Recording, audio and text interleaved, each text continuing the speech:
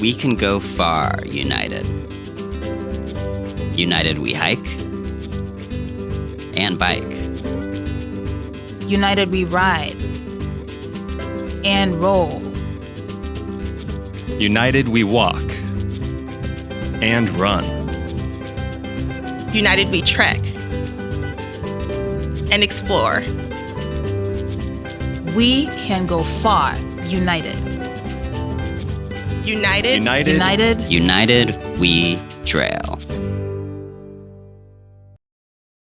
Hello, everyone. I'm Brandy Horton, Vice President of Communications at Rails to Trails Conservancy. As we reflect in December this year on what has been an incredibly unique and challenging time, we're so glad to have you with us as we celebrate progress for the Great American Rail Trail. This year has proven how vital projects like the Great American Rail Trail are to the country. Millions of people have found their way outside on trails as a way to cope with a pandemic. As the Great American Rail Trail connects more towns, cities, states, and regions, this infrastructure serves as the backbone of resilient communities. Its role as a uniting force, bringing people together around a bold, ambitious, and impactful vision is arguably more important than it's ever been. I'm so glad that today we get to put a spotlight on the people and the projects that are making such a difference and such a lasting impact for our country and for the places where we all like to visit and where we all live. To get us started, we're going to talk a little bit about what it means to experience the Great American Rail Trail, something that looked different in 2020 because we often encourage people to go and visit and check it out. And this year, we talked a lot about celebrating virtually and celebrating the trail from where we live and from trails close to home. I first want to say thank you to Hydro Flask and the Parks for All grant that we were given that allowed us to do a lot of things like this and connect with people on social and encourage people to get out and about in their communities on trails in support of and in honor of the Great American Rail Trail. I also want to thank the team at Sports Backers out of Richmond, Virginia, for bringing together with us the Great American Ride, which encouraged people to actually bike the route of the Great American Rail Trail from Washington to Washington. They went west to east, 3,700 miles. And the way it worked was we virtually logged our miles. And as we crossed into different states, we got information about the trail projects that were happening there. We got information about what the experience would be like on the trail if you were able to visit in person.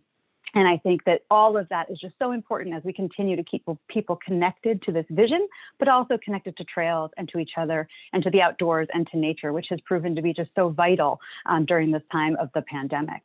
Hundreds of people joined us for the Great American Experience this year. They participated by walking, riding, or rolling a mile or more. Some people did a lot more. Some people actually went from DC to Pittsburgh and beyond in support of the Great American Rail Trail. So let's take a look at the experience that this visionary trail inspired nationwide.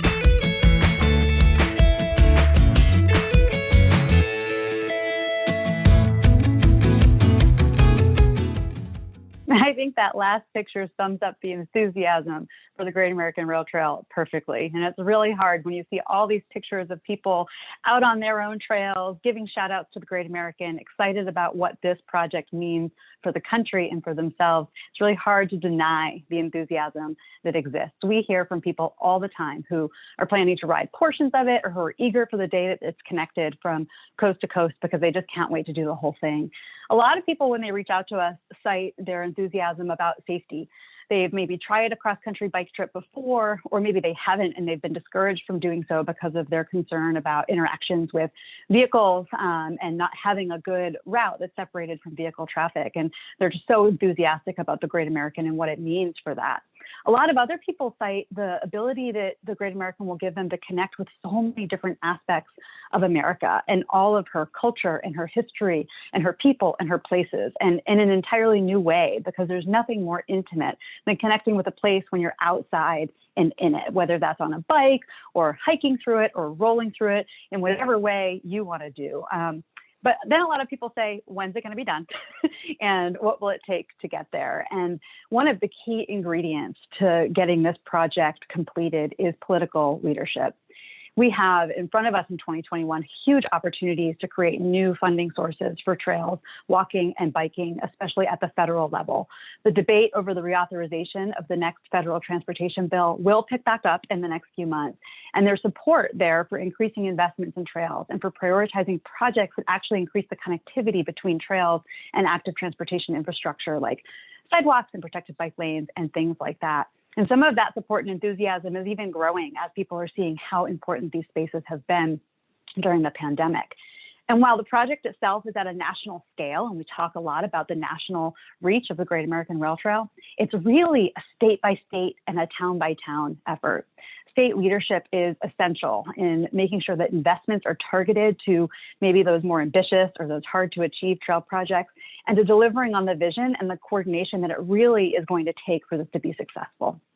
The team at Rails to Trails and partners in a few states have been working with state legislatures to establish state legislative trails caucuses to bring that state level vision and leadership to trails, to make sure that we're talking about this in the highest levels of state government. So just this past week, we were really lucky to chat with Senator Dennis Cruz from Indiana and Representative Catherine Ingram from Ohio, both who are co-chairs of their respective state caucuses, about what trails and the Great American Rail Trail mean in their states right now. Let's hear what they have to say. We are part of the east-west route from Washington, D.C. to the state of Washington, which is 3,700 miles. So we have about 170 miles from Ohio to Illinois and Indiana. And we'd like to be a part of that connection to go across the country and have Indiana be a crucial part. I think it's a great lofty goal, and we're over halfway there now. So I think it's something that we need to keep working on and keep getting money for and advance that cause across America as well as here in the state of Indiana. Well, I'd like to get more trails, period. And then also I'd like to connect trails that we now have so that we can have longer trails for people who can take, trips to 60 miles, 100 miles, eventually maybe 300 miles. Within the state of Indiana. There's a lot of economic benefit of people using trails because they need to eat and drink and use restrooms and other facilities. And, it is a big impact. It's not easy. It's one of those things where you have to have a long goal in mind and you have to stay at it. So you have to keep going and keep moving forward. And I think we will do that in Indiana. I think we'll keep progressing as the years go by. We need to just encourage everybody to get outside, and deep, fresh air breathing is one of the best things you can do for the human body. If Indiana has one of the higher marks in obesity, having more obese people than most other states. And so we have more smoking in a lot of other states. I think we need to do stuff to counter that, to encourage people to be healthy and get out there and get that fresh air and exercise. Next year, we are proposing a resolution to make 2021 the year of the trails in the state of Indiana. So I'm kind of excited about that. We're part of this whole Great American Rail Trail that goes all the way across this country. That's amazing. I want to make sure that people take advantage of it. And when I say that, I want to make sure they understand that you can go get your bike and go bike the trail. You can put on your walking shoes and go walk the trail. And I mean that for everybody. It's a lot of people say to me, well, African Americans don't participate in certain things like that, but it's just not true.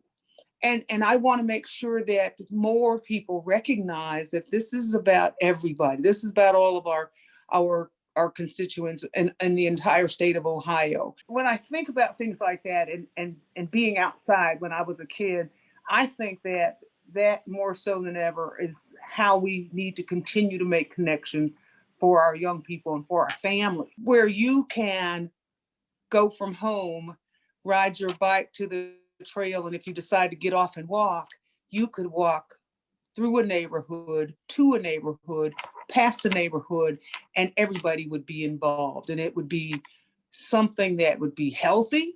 You know, I want to make sure we get this connected to our health folks too. That part of what they encourage is, hey, go take a hike, you know, in a good sense. I really couldn't agree more with the points that Senator Cruz and Representative Ingram shared. The health, the quality of life, the economic value that the Great American Rail Trail and trails in their states and trails in all of our states deliver are so important, and especially right now. I really love what Representative Ingram had to say about the value of this national project. And she said, when we talk about trails from a national frame and we talk about how Ohio is connected to the Great American Rail Trail, that's important. That's a big deal for us to be a part of that. That sentiment and that tone of us being a part of this bigger vision is so important for us achieving our own goals at the state level or at the community level. We hear that all the time from people working on trail projects. The scale of the Great American and the momentum behind it has this trickle-down effect. That enthusiasm and the potential that it represents is an accelerant for trail projects, even the hard ones. And I think the hard ones are the ones that benefit sometimes the most, because it takes that vision and that big picture thinking to move those hard projects forward. But I have to say that the enthusiasm is contagious in both directions. When we dug in on kind of what had happened this year and what funding had been made into the Great American Rail Trail and what mileage had been completed, we were blown away. We were so inspired. Progress happened in 9 states in 2020 alone. So in this complicated year, we were still making just great progress for this really important trail project. So that's why we decided to do this event today, because in a normal time, we probably would have been at in-person ribbon cuttings and announcements and groundbreakings, and we would have loved to have been there to host that with everyone locally and on the ground. But since we couldn't do that, we thought, hey, why, instead of doing all these smaller virtual events, why don't we host a giant coast-to-coast celebration of all of the things that happened? So that's what it is, and that's what we're going to do today. We're going to talk about ribbon cuttings, we're going to talk about money, we're going to talk about feasibility studies, which doesn't sound exciting, but is fundamental to moving things forward. So we're going to head from east to west, and our first stop today is on the C&O Canal towpath. So this route comprises one of the longest contiguous portions of the Great American Rail Trail from BC to Pittsburgh. And when we were talking about the Great American Experience campaign and how some people had kind of done some longer segments and not just that mile close to home, a lot of folks actually did that ride this summer in particular, because they had the time, they had the space, they needed that connection to the outdoors. There was a lovely story going around about a young boy who learned to ride his bike this summer, and he learned to ride on the C&O Canal, and he fell in love with it, and he actually did the whole thing with his dad, and I'm pretty sure he was like 8 years old, and it was just super cool. But as part of his ride, he was doing a fundraiser to raise some money to help maintenance, because like a lot of the trails that form the foundation of the Great American Rail Trail, those iconic trails, those trails that have been with us for a long time, maintenance is a big challenge that we're tackling. It might not be new trail miles developed, but it's that trail maintenance need. So we're going to talk about that a little bit. We're going to head on over here to the C&O Canal towpath and say a big hello to Robin, who's going to fill us in on what's happening there. Hey, Brandy, glad to be here. I'm Robin Zanotti. I'm the president of the C&O Canal Trust. Welcome to the C&O Canal National Historical Park. You probably see the towpath, the famous 184.5 mile towpath. And then we connect with the Great Allegheny Passage, which is another, I think it's 160 all told. It's the Pittsburgh to DC stretch. So the first big stretch, if you're heading east to west, would be our park. So the C&O Canal Trust is a nonprofit partner of the park, and we've been working with them to get funding for repairing and resurfacing the trail. This trail is designed for mules, but bicyclists, darn them, they're going to ride it anyway. And so it's not really all that safe in certain places for bicyclists. So we do have a plan, an 80-mile resurfacing plan that will occur over 5 years. And we're very happy to announce that just last week we learned that we were funded again this year by the state of Maryland with $1.14 million. The National Park Service will match that with about another $500,000, and we'll be able to extend that resurfacing project for about another 13 or 14 miles. So we've got 42 miles done. Where we're standing right now is Lock 38. It's in Sharpsburg across the Potomac River from Shepherdstown, West Virginia. And that's 42 contiguous miles of towpath has been resurfaced. We're working on another 8 miles on that eastern end now. And then this other 12 or 13 miles will begin here and go up to the area that we call Big Slackwater. So that will be year 4, and we're looking at a 5th year of funding where we'll be able to get a little closer to Cumberland. Anybody that's ridden that section is probably going, yay, because it's a little rough and rugged out there. Now, some of you cyclists might be saying, oh my gosh, we love how rugged it is. But like I said, it's not really all that safe. And one of the things that was important to us in doing this resurfacing was accessibility. And I can say that this just happened 10 days ago. A friend of mine who's in a wheelchair, said that for the first time he was on the towpath taking pictures of his kids riding bikes. So that accessibility is going to be great for a lot of people who wouldn't have aspired to a towpath that was built for mules. So we're really excited about that. We're excited to be part of this Great American Rail Trail. Congratulations to the Rails to Trails Conservancy for a first year of great work. I know there's a lot more to be done, but together we'll get it all done. And we'll look forward to more resurfacing work here at C&O Canal National Historical Park. Thanks, Brandy. Well, thank you, Robin. And we look forward to telling more and more of the story of the resurfacing and how it is just opening up the trail to so many more people. I think it's just really exciting and really important. Folks don't understand. It's like anything. We build something new. It's really exciting, but having to do the work to take care of it is sometimes less exciting, but so critical. And so as we look at what's needed all across the country, I think some of the work that's happening on the towpath is a great example for us to turn to. And so thank you for your hard work. And I'm so excited to hear about the new funding. So woohoo, another $1 million. That's what we like to hear. It's good stuff. So our next stop is in Pennsylvania, where the route of the Great American is 94% complete. So as we head east to west, we start out with some states that have a lot of trail mileage on the ground. But the gap that remains is tricky between Pittsburgh and Coraopolis. So there's a great extension of the Montour Trail that is underway. That's a 60-plus mile rail trail that stretches kind of around the Pittsburgh area. And we expect, originally they thought it would be completed this year, but it looks like it's going to go into 2021. The Great American Route is hosted by the Montour Trail for about 17 miles from just outside Coraopolis to where the trail intersects the Panhandle Trail to take the Great American west into West Virginia and beyond. The trail development, we all know, is really a complex process. Sometimes there's long stretches that you can do really easily that are not a big challenge, but every inch is really a monumental success. And this project here, that connection between Pittsburgh and Coraopolis is a tricky one. And it's been one that people have been working on and wrapping their mind around for a really long time.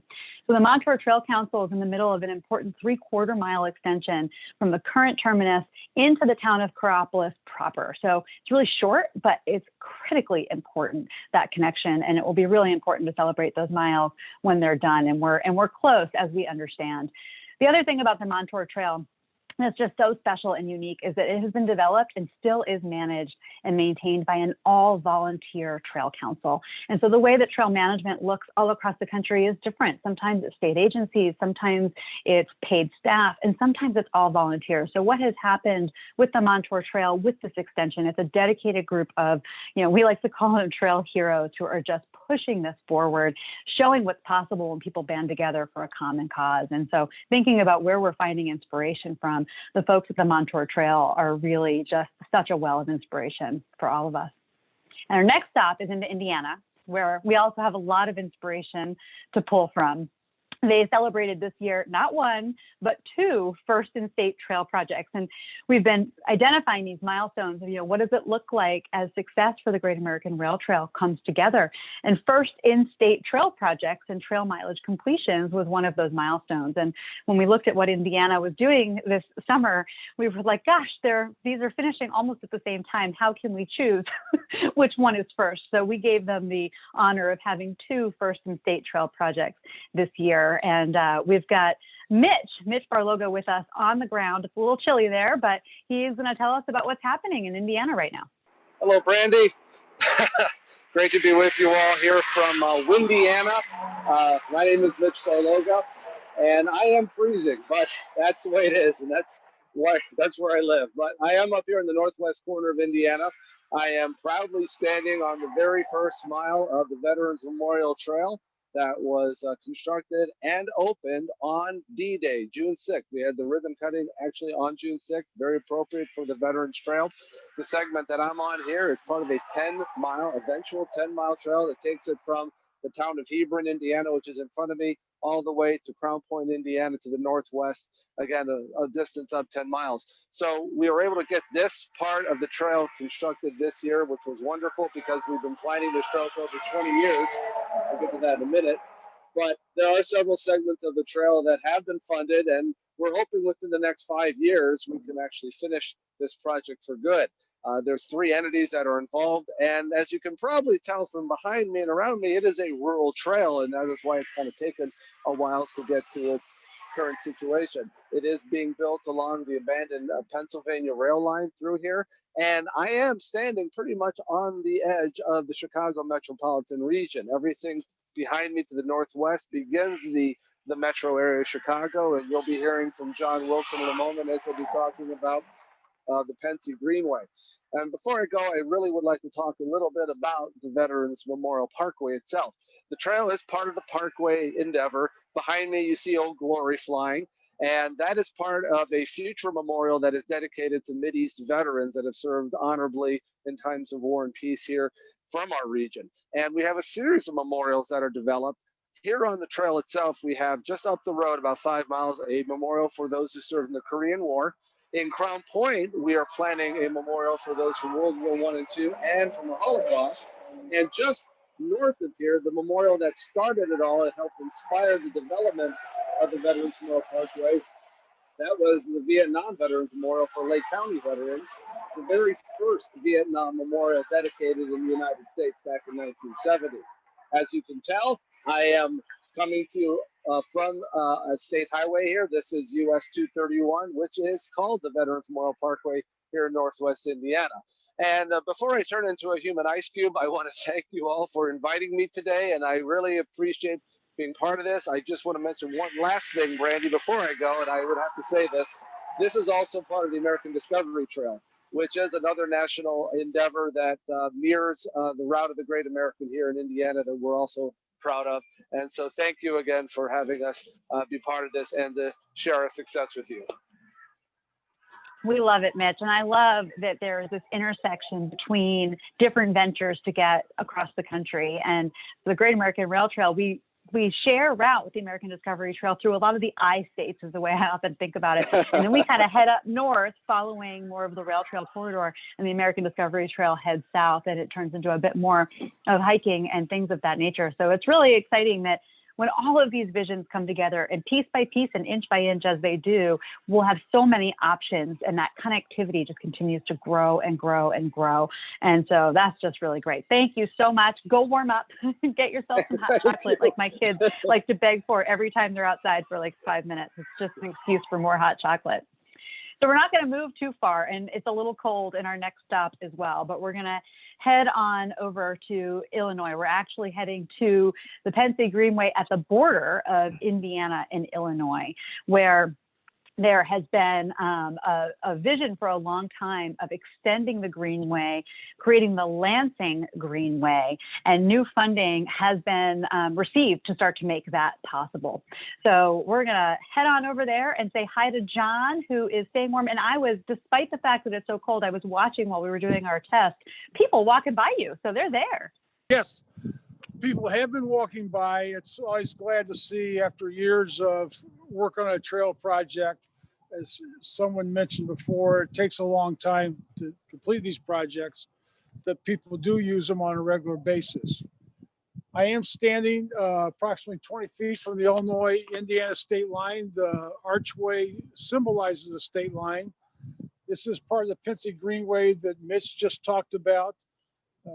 Probably back in 2002, 2003, Mitch came to my office and said, "Hey, what do you want to do this project together? We got a couple of towns in Indiana, it's the same railroad. What do you think?" That formed a partnership of Lansing, Munster, Lake County, Cherville, and Crown Point. All these agencies came together and developed the Pensy Greenway. If you look towards the north here, you'll see they'll go into the village of Lansing. From the village of Lansing, it goes to the Chicago lakefront. Quincy Greenway is also part of the Grand Illinois Trail, which is 475 miles. And Mitch already alluded to the fact we're part of the Discovery Trail. But today I want to welcome everybody to Lansing on behalf of Mayor Item and our village administrator, Dan Pokorski. Gave me this lovely opportunity to talk about the new adventure. Long ago in the planning process, we wanted to connect the Quincy Greenway to the Thorn Creek Trail. And just recently, the village of Lansing has spearheaded this project. We've applied for a grant through Invest in Cook County. And a few weeks ago, we were notified of receiving a $155,000 preliminary engineering grant for the Lansing Greenway. The Lansing Greenway will connect to the Quincy and travel south to the ComEd property. And from the ComEd property, will go west to the Forest Preserve. So that's developed a partnership with the Forest Preserve. The trail will turn south and go to Glenwood Lansing Road and connect with the Thorn Creek Trail. And thusly, when that project is completed, we will have the gap finalized for one, the Discovery Trail, two, the Grand Illinois Trail, and finally, the Great America Trail will be completed in this area of Illinois. That's incredible. And it's amazing. So we talk about, sometimes it doesn't sound like a significant, people always want like, 50-mile project or 100-mile project. Sometimes those projects that connect really strategic miles can deliver so much to so many people. So you think about the folks who want to do the Great American Rail Trail across the country, who want to do the American Discovery Trail across the country, who want to do the Grand Illinois Trail. Suddenly this segment closes and you've unlocked so much. So that's just incredible. And I know, John, that's been a vision. This project has been a vision of yours for a long time. So congratulations on the funding that's coming through and really getting started on these first steps to move it forward. It's really exciting. We're going to keep on with the I-states and moving on next to Iowa. Iowa is home to an incredible trail system and a really strong biking culture. I joke and I dream a lot of the first Great American Rail Trail RAGBRAI team, or maybe, doing some solid lobbying so that the next RAGBRAI is maybe on a portion of the Great American Rail Trail. A girl can dream, can't she? When I first came on board at Rails to Trails Conservancy, one of my very first trips was actually to do some trail mapping in Iowa. And I was really lucky to get to bike the Raccoon River Valley Trail from end to end across about 90 miles. And when I was there, I got to visit a bit in Perry, Iowa, and the small business owners in the downtown area were organizing pretty heavily to get the connection done between the Raccoon River Valley Trail and the High Trestle Trail. And that was in 2016. So these are two incredible world famous trails in the state, and that connection is just going to be so powerful. So now that the connection is underway, it's also going to create one of those completions for the Great American Rail Trail here in the next few years. So I was able to talk with Mike Wallace. He's the executive director of the Dallas County Conservation Board earlier this week, and he shared some of the details about the project. Let's hear what he had to say. The Raccoon River Valley Trail and the High Trestle Trail are two of the most popular trails in central Iowa. The usership on both are in the hundreds of thousands per year. What's separating the two is just a small 9-mile segment. And especially on the Woodward end, which is where the High Trestle Trail Bridge is, which is internationally known, everyone fully expects that the usership from both trails will cross over, and you'll see a lot more people in Perry and a lot more people in Woodward, and actually in between Perry and Woodward, there's a tiny little town called Boughton. And actually what we're doing is extending the High Trestle Trail from Woodward to Perry. By doing that, we're making a connection with the existing Raccoon River Valley Trail in Perry. So once we're done with this project, Perry will have two major trailheads. We've already started on the construction of the 9-mile segment. And in 2018, we started at the Perry end, paved a 1.5 miles going east. And then last year, we went to the other end and started on the edge of the city limits of Woodward and paved 1 mile west of there. For next year in 2021, we've got grants and funds lined up. So we'll pave another mile west of Woodward next year. And also next year, we're going back to the Perry end and construct a major bridge over one of the local creeks. We still got a ways to go, and we still need lots of funds to make it work, but it's starting to come in together. It's a big partnership project, and from an economic standpoint, it's going to be fantastic for not only the 2 or 3 communities that it's going to connect, but the entire region.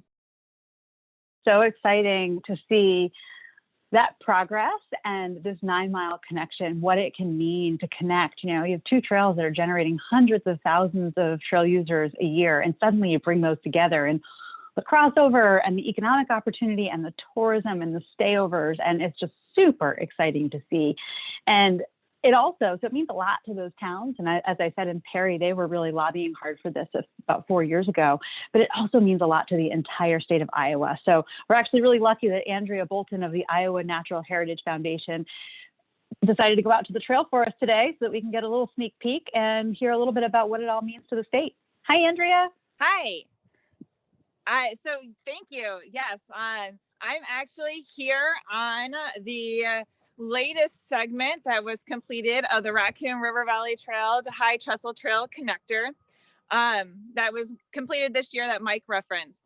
You know, I had prepared some thoughts to share with you guys, but after listening to everyone else speak from the states previous to me, I'm inspired, and I have so much I want to share and say, but I'll try to keep it to what I prepared to talk about today. You know, as you heard Mike mention, the High Trestle Trail and the Raccoon River Valley Trail are probably 2 of the most popular destination trails in Iowa. They truly have been cherished for decades. So it's really no doubt, no surprise that in the 15 years that I've been working on trails and greenways across Iowa, that this is one of the most demanded segments in the state. It really holds a special place for all Iowans in their hearts. You know, you mentioned that people were chomping at the bit working on this in 2016, and I remember working on the High Trestle Trail in 2009, 2010, talking about what a place that was going to be. And the first thing people would say to me is, well, when are you going to make this connection? Because think of what would happen if we can make this connection. This connection would enable a 100-mile trail loop in the central Iowa region, as well as contributing to the Great American Rail Trail. So it really has been a celebrated project being worked on. You know, and the stories about that I've been able to witness regarding the financial support that this project has created, everything from honoring people who have passed with memorials and honorums to kids creating their own fundraisers to donate their profits to see this project done, has been truly heartwarming and inspiring. And what it's really done is created an enthusiasm that's really galvanized around closing the gaps across the state, closing those gaps of the Great American Rail Trail in Eastern Iowa and in Western Iowa, and really seeing this cross-state connection happen. These connections they tie communities together, as Mike mentioned, it ties these especially rural communities together, but they've also created a place of peace and joy for the residents within those communities themselves, and have truly been a place to find our resilience over the past 9 months, a place to come together, but still socially distanced, and to remind ourselves that we are all in this together. So I was excited to continue our work across the state in 2021. Other gap segments of the Great American Rail Trail are anticipated to start construction then. We've got 4 miles of the Iowa's River Edge Trail that's anticipated to start construction, as well as some additional miles out in Western Iowa. Like I said, projects like this and the Great American Rail Trail have truly inspired that momentum to close our gaps and to see this project completed. So we thank you for joining us and sharing our achievements this year. And we truly do look forward to doing this again next year, hopefully in person, so we can celebrate those additional miles that we anticipate to complete then. I love it, Andrea. And I think as we close these gaps, off we go even closer to our Ragbri route. Absolutely. I've got a vision. It's going to happen. But I love the message of Close the Gap and how much, we start to close these gaps and you get these 100-mile trail loops. And you heard Senator Cruz say it earlier about, I want 60 miles and then 100 miles and then 300 miles, because as we start to build these connections, the trails have more utility depending on whether that's for recreation or for tourism or for transportation. And there's just so much power there as we close these gaps, because the trails that exist are well loved. In some places they're overloved. There's been so much trail use this year. And as we start to close those gaps, we can spread people out in a lot of different ways. Well, we're going to head out of the I-states and move to Nebraska. And our next stop here is in Chadron, where there's really exciting momentum for the Cowboy Trail. The Cowboy Trail is one of the oldest and one of the longest rail trails in the country. And the team out in western Nebraska in Chadron is making really great progress for the Cowboy Trail connection and starting to realize and do the work to see that trail extended and connected across the entire state. They're so excited and there's so much enthusiasm that we have several folks with us on the ground today. And as I understand, it's not as cold in the N state as it is in the I states this week. So luckily they're out there and not freezing to death. But I want to say hi to Brittany Helmbrecht, president of the Northwest Nebraska Trail Association. She's going to get us started. Hey everyone, thanks for having us today. We are currently at the site of our Cowboy Trail connection. As you can see, we have some rail cars in the background. This trail connection is going to be a rail width trail. So we've actually been working with the Nebraska Northwestern Railroad, and they've granted us an easement so we can build our trail to connect the Nebraska Game and Parks Cowboy Recreation and Nature Trail into downtown Chadron. The Cowboy Recreation and Nature Trail will go from Norfolk, Nebraska, and it ends just about 5 miles east of here. And our trail connection is going to link those two and bring people into our downtown. Right now, we're working with an engineering firm out of Denver called FHU, and it's so exciting what they've been able to do for us and show us an idea of what we have to look forward to with this trail build. We do have a lot of stream crossings to work with, but we've also found some temporary detours that will allow riders to be able to access the trail sooner than we're able to get some of that stuff done. So we're really excited for what this trail means for our community as far as health and economic development and tourism. Hi everybody, I'm Carrie Remp, the Director of Tourism for Northwest Nebraska, and we are also super excited to see the Cowboy Trail in general be completed, but also this connection. It will give us a chance to get the hikers and bikers that will utilize the trail into our downtown area, meet our residents, explore our shops, and kind of learn more about what we have here in Northwest Nebraska. Biking tourism alone, we know, is an $80+ billion industry annually. And if we can get a bigger share of that here to Northwest Nebraska, that's a huge impact on our rural communities and helps in a lot of ways. And, if they can get into downtown Chadron, meet our people, explore our region some more, maybe they'll come back later on with family, with friends, stay longer. We have 1,200 miles of gravel road for gravel grinders out there to explore. And we're creating curated trips for gravel grinding.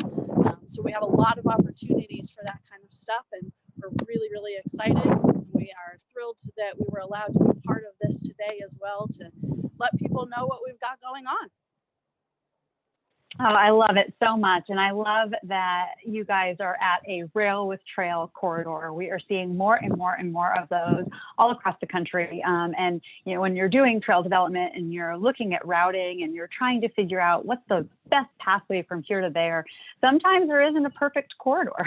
Sometimes there's an active corridor, or we have to route through a downtown area, and thinking about innovative ways to approach the challenge. And rail with trail is such appropriate and useful tool in all of this work. So it's really, really exciting to see that coming together. And we're so glad to have all of your support and enthusiasm in Chadron. And we can't wait to get back there. We've been visiting you all quite a bit, and then things changed in the world. But we'll be back, and we can't wait to be out there to celebrate as groundbreakings are starting and as ribbon cuttings happen.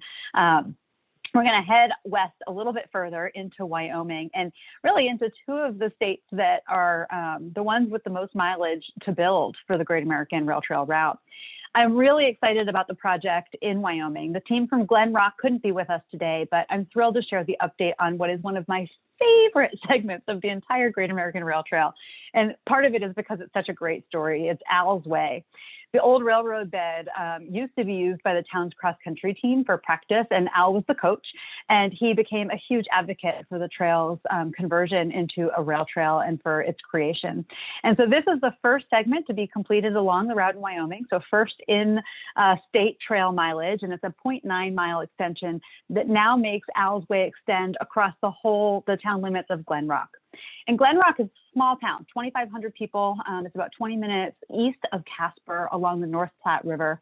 And they were able to access some federal transportation alternative dollars to do this extension. And so when we talk about the federal opportunities we have for funding next year and how important it is that we have the state leadership to also channel that funding into these projects that will build strong connections, that will create, close the gaps and create these longer contiguous routes.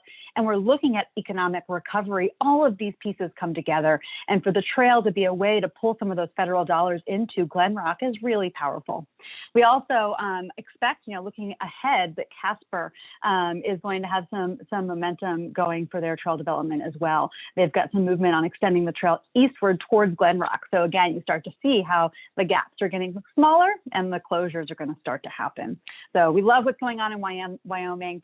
And now we're going to head on to Montana, to the beautiful valley and an important trail connection between Gardner and Livingston. This project is actually one of Rails to Trails Conservancy's catalyst initiatives. So when we rolled out the idea for the Great American Rail Trail and launched the vision in May of 2019, one of the things we did in each of the states was to identify a project that we felt was really needed support in order to move forward, and that was critical to spurring trail development even further in that state, whether that was a really important gap or a hard to fund or hard to access corridor. And they exist, those gaps exist all over the route. So this is one of the catalyst initiatives here in Gardner and Livingston and that connection. And so we were able to chat again by video with Park County folks. And so we're going to take a look at their vision for this segment and what it can deliver to the area. In communities across the U.S., people are realizing that getting out of your car, recreating on your feet and bikes and skis is more important as far as health. I've noticed that if you're not in a car, you experience things on a whole nother level. It would be really nice to be able to provide those alternative forms of transportation, ways for folks to travel, get out of their cars, and just take their time to really experience, the beauty of this area. We're very actively engaged in the community with encouraging people to utilize the various trail networks that we have. A lot of people consider them to be more of an amenity, but from my perspective, I think they're essential. And as important, if you will, as a sidewalk or a street. Park County is a pretty amazing place, and I think a trail like this would really lend itself to getting people to think about some of the historic resources here. The corridor has a long history of indigenous tribes living here, as well as the railroad that came through, and then the infamous Yankee Jim, who used to take a toll at Yankee Jim Canyon. We were built on the railroad and agriculture, but we are a tourism community now. What we are going to see is a large amount of tourists, bicyclists, people come into our community, use our hotels, our restaurants, our bars, and use the trail system. The rail trail will help not only our bigger communities of Livingston and Gardner, which this trail will connect, but also the smaller communities in between. We have some trail established. Behind me here, we have a new section of trail that was brought in 2013, and from there we have a gap all the way to Point of Rock. We just completed one big feasibility study for one section of the trail. We'd like to complete another 28-mile section. Funding and support from agencies is essential to move these projects forward. So A&B West supports many community efforts, and we are very grateful to them. Being a part of what the Rails to Trails group has created over the years from West Coast to East Coast will be a feather in our cap, and I think because we have the majority of people heading here to visit Yellowstone National Park, I think you're going to see a lot of use on this type of trail system once it's installed. And it'll be a great trail from Gardner to Livingston, like wow. I mean, that's unreal. The Great American Rail Trail just being such a positive factor, not just for the Livingston community, but for the state of Montana and actually for the United States in general. It's going to be such an incredible resource.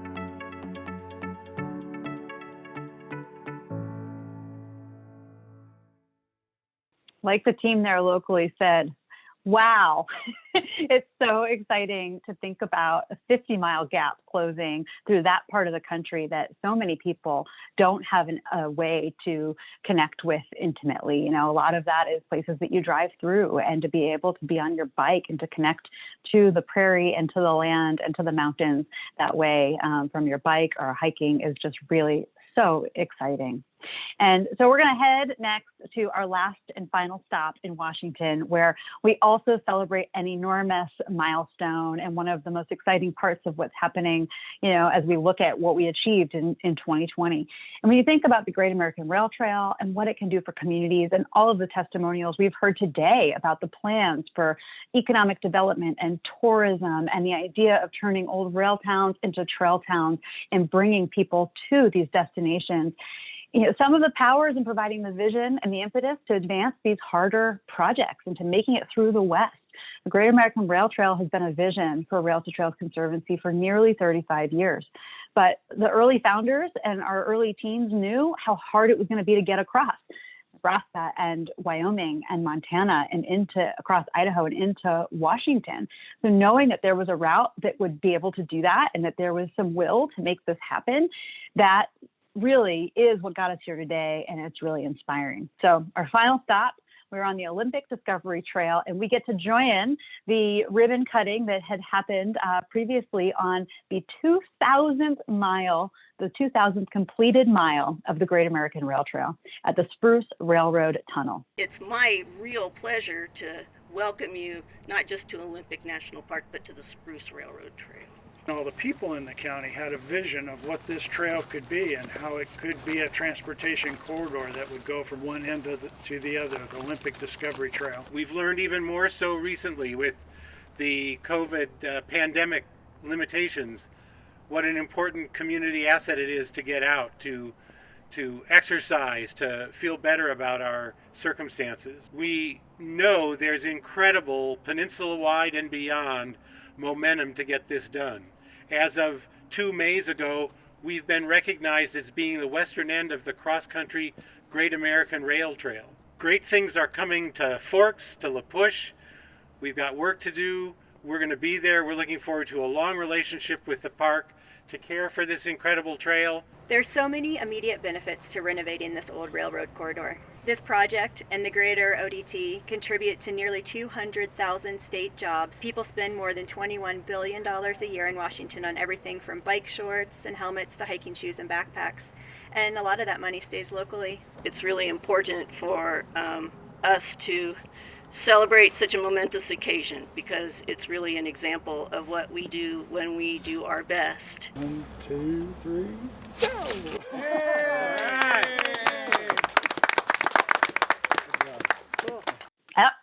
I am on mute. Oh, well, I was clapping to say it is so exciting to make it across that 2,000th mile of trail on the ground for the Great American Rail Trail. And as we heard today, there are gaps that are closing, and we're going to have more and more segments that are 50 miles, that are 100 miles, that are 200, 300 miles. And as those segments get connected, the tourism and the economic development that will roll is just so exciting. And I think it's really important that we all gathered today and we were able to celebrate, even if it is virtually, because what a huge set of milestones to cross this year. I invite everyone to stay up to date with what's happening on the Great American Rail Trail. You can go to greatamericanrailtrail.org, follow the hashtag GRTAmerican, share your own biking experiences or hiking experiences or outdoor activity experiences, either on the Great American Rail Trail route or even in your community, and share what you hope to be able to do on the Great American Rail Trail someday. There's no argument that 2020 has been such a tough year, but the roles that trails have played in helping people stay active and healthy, to connect us with nature, to cope, I think Andrea said it's been a place for resilience and to build more resilience to make it through. It's been really powerful, and it has meant a lot to us at Rails to Trails Conservancy to be a part of that. And I hear the same from partners and from people who have found the trails this year. We've got a Trail Moments campaign going on where people are sharing their stories of what it's meant to be outside, to get outside, and that's been just so inspiring. So check out trailmoments.org. It's another place where you can just kind of fill your own resilience bucket and hear how much is happening out there with people just kind of getting outside, discovering trails for the first time. Also, remember to visit railstotrails.org/COVID-19. The pandemic is really surging all across the country. We have resources to help you get outside safely. There's also a lot of new trail users out there. There's a lot of considerations with winter, so we have some new winter resources. You can also check out the Recreate Responsibly guidelines that are posted on that page as well, to just give you some of the tips and the guidance for how do you make safe choices for getting outdoors right now. And with all of that, we thank you so much for your support, for your enthusiasm, and we will see you on the trail.